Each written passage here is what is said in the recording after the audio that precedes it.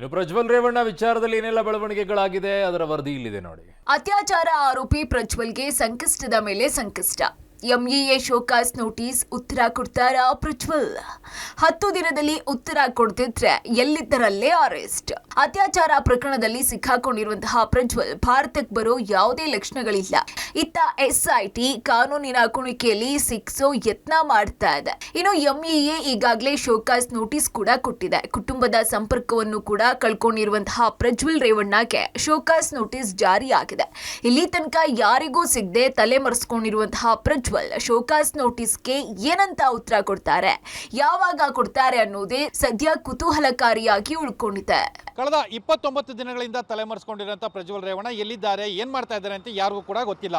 ಆದರೆ SIT ಅಧಿಕಾರಿಗಳು ಕೂಡ ಅವರ ಬಂಧನಕ್ಕೆ ಸಾಕಷ್ಟು ಸರ್ಕಸನ್ನು ಮಾಡ್ತಾ ಇದೆ, ತಯಾರಿಗಳನ್ನು ಕೂಡ ಮಾಡ್ಕೊಳ್ತಾ ಇದೆ. ಇತ್ತ ಕುಟುಂಬದವರು ಕೂಡ ಬಹಿರಂಗವಾಗಿ ಅವರನ್ನು ವಾಪಸ್ ಬರಬೇಕು ಅಂತೇಳಿ ಮನವಿಯನ್ನು ಮಾಡ್ತಾ ಇದ್ದಾರೆ. ಜೊತೆಗೆ ದೇವೇಗೌಡರು ಕೂಡ ಬಹಿರಂಗ ಪತ್ರವನ್ನು ಕೂಡ ಬರೆದಿರುವಂಥದ್ದು. ಆದರೆ ಇದುವರೆಗೂ ಆ ಬಹಿರಂಗ ಪತ್ರಕ್ಕಾಗಲಿ ಅಥವಾ ಕುಮಾರಸ್ವಾಮಿಯವರ ಏನು ಕರೆದಿರೋಂಥ ವಿಚಾರಕ್ಕಾಗಲಿ ಯಾವುದೇ ರೀತಿಯ ರೆಸ್ಪಾಂಡನ್ನು ಪ್ರಜ್ವಲ್ ರೇವಣ್ಣ ಮಾಡ್ತಾ ಇಲ್ಲ. ಇದರ ಬೆನ್ನಲ್ಲೇ ಎಂಇ ಒಂದು ಶೋಕಾಸ್ ನೋಟಿಸನ್ನು ಕೊಟ್ಟಿದೆ. ಆ ಶೋಕಾಸ್ ನೋಟಿಸ್ಗೆ ಪ್ರಜ್ವಲ್ ರೇವಣ್ಣ ಯಾವ ರೀತಿಯಲ್ಲಿ ಉತ್ತರವನ್ನು ಕೊಡ್ತಾರೆ, ಅದಕ್ಕೆ ಯಾವ ರೀತಿಯಲ್ಲಿ ರೆಸ್ಪಾಂಡನ್ನು ಮಾಡ್ತಾರೆ ಅನ್ನೋ ಕುತೂಹಲ ಈಗ ಎಲ್ಲರಲ್ಲೂ ಕೂಡ ಮನೆ ಮಾಡಿರುವಂಥದ್ದು. ಭಾರತಕ್ಕೆ ಬರದೇ ಇದ್ರೆ ಎಳೆದು ತರ್ತಾರ? ಪಾಸ್ಪೋರ್ಟ್ ರದ್ದಾದ್ರೆ ಪ್ರಜ್ವಲ್ ಅತಂತ್ರನ? ಇನ್ನು ಯಾರ ಕೈಗೆ ಸಿಗದೆ ಇರುವಂತಹ ಪ್ರಜ್ವಲ್ ಎಂಇಎಗೆ ಉತ್ತರ ಕೊಡ್ತಾರಾ ಅನ್ನೋದು ಒಂದು ಕುತೂಹಲ ಆಗಿದ್ರೆ, ಅತ್ತ ಉತ್ತರ ಕೊಡದೆ ಪಾಸ್ಪೋರ್ಟ್ ರದ್ದಾದ್ರೆ ಮುಂದೇನು ಅನ್ನೋದನ್ನ ಹೇಳ್ತೀವಿ, ನೀವೇ ನೋಡ್ಬಿಡಿ. ಪ್ರಜ್ವಲ್ಗೆ ಬಂಧನದ ಭೀತಿ. ಪ್ರಜ್ವಲ್ ಯಾವ ದೇಶದಲ್ಲಿ ಇದ್ದಾರೋ ಆ ಮಾಹಿತಿಯನ್ನ ಪಡ್ಕೊಳ್ಳೋದು. ಭಾರತೀಯ ತನಿಖಾ ಸಂಸ್ಥೆಯಿಂದ ಮಾಹಿತಿ ಪಡೆಯಲಿರುವ ವಿದೇಶಾಂಗ ಸಚಿವಾಲಯ, ವಿದೇಶದಲ್ಲಿ ಇರುವ ಭಾರತೀಯ ರಾಯಭಾರ ಕಚೇರಿಗೆ ಪ್ರಜ್ವಲ್ ಒಪ್ಪಿಸಲಾಗುತ್ತೆ. ಪಾಸ್ಪೋರ್ಟ್ ರದ್ದಾಗಿರೋದ್ರಿಂದ ಭಾರತಕ್ಕೆ ಬರಲು ಅವಕಾಶ ಕೊಡ್ತಾರೆ. ರಾಯಭಾರ ಕಚೇರಿಯ ಸಿಬ್ಬಂದಿಯೇ ವಿಮಾನದಲ್ಲಿ ಕಳುಹಿಸಬಹುದು. ಪಾಸ್ಪೋರ್ಟ್ ರದ್ದಾದ 1-2 ದಿನದಲ್ಲೇ ಭಾರತಕ್ಕೆ ಕರೆತರಬಹುದು.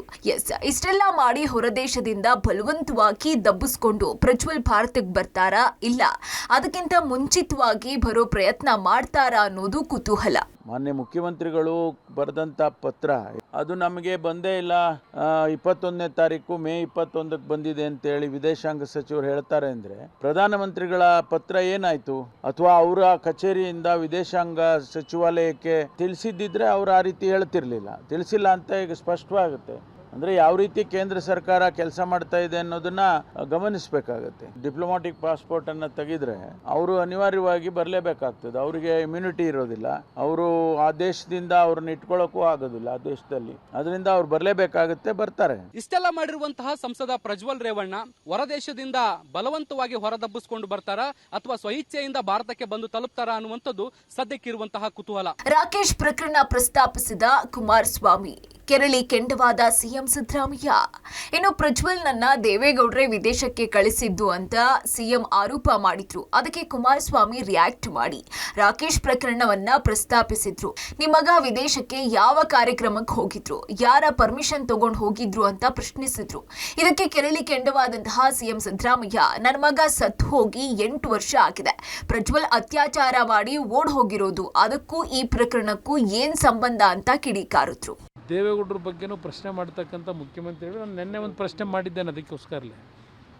ಹಾಗಿದ್ರೆ ಇವ್ರ ಮಗ ವಿದೇಶಕ್ಕೆ ಹೋದ್ನಲ್ಲ, ಪಾಪ ವಿದೇಶಕ್ಕೆ ಹೋಗಿ ಆ ದುರ್ಘಟನೆ ನಡೀತಲ್ಲ, ಯಾವ ಒಂದು ಕಾರ್ಯಕ್ರಮಕ್ಕೆ ಹೋಗಿದ್ದು ಅವತ್ತು ಇವ್ರು ಪರ್ಮಿಷನ್ ತಗೊಂಡೋಗಿದ್ರ? ಹಾಗಿದ್ರೆ ಇವ್ರ ಮಗನ ಜೊತೆ ಯಾರ್ಯಾರು ಹೋಗಿದ್ರು, ಎಷ್ಟು ಜನ ಇದ್ದರು, ಅಲ್ಲಿ ನಡೆದಂಥ ಘಟನೆಗಳೇನು ಅಂತಕ್ಕಂಥ ಒಂದು ತನಿಖೆ ಯಾಕೆ ಮಾಡಲಿಲ್ಲ? ರಾಕೇಶ್ ಸಿದ್ದರಾಮಯ್ಯ ಅವಳು ಸತ್ತು 8 ವರ್ಷ ಆಯಿತು. ಈಗ ವಿಚಾರನ ಪ್ರಸ್ತಾಪ ಮಾಡೋದು ಅದು ಬೂರ್ತಲ್ಲ. ಆ ಇಶ್ಯೂ ಡಿಫ್ರೆಂಟು. ರಾಜಕೀಯಕ್ಕೋಸ್ಕರ ಮಾಡ್ತಕ್ಕಂಥದ್ದು. ಅವರು 2016ರಲ್ಲಿ ಸತ್ತು. ಎಷ್ಟನೇದು ಇಷ್ಟು ಈಗ ಅದಕ್ಕೂ ಇದಕ್ಕೂ ಸಂಬಂಧ ಏನು? ಒಟ್ನಲ್ಲಿ ಪ್ರಜ್ವಲ್ ಪೆನ್ಡ್ರೈವ್ ಪ್ರಕರಣ ದಿನಕ್ಕೊಂದು ಟ್ವಿಸ್ಟ್ ಅನ್ನ ಪಡ್ಕೊಳ್ತಾ ಇದೆ. ರಾಜಕೀಯ ಮಜಲು ತೀವ್ರ ಕುತೂಹಲ ಮೂಡಿಸಿದ್ದು, ಈ ಮಧ್ಯೆ ಪ್ರಜ್ವಲ್ ಬಂಧನಕ್ಕೆ SIT ಬಲೆ ಬೀಸಿದೆ. Muralidhar, crime bureau, public TV.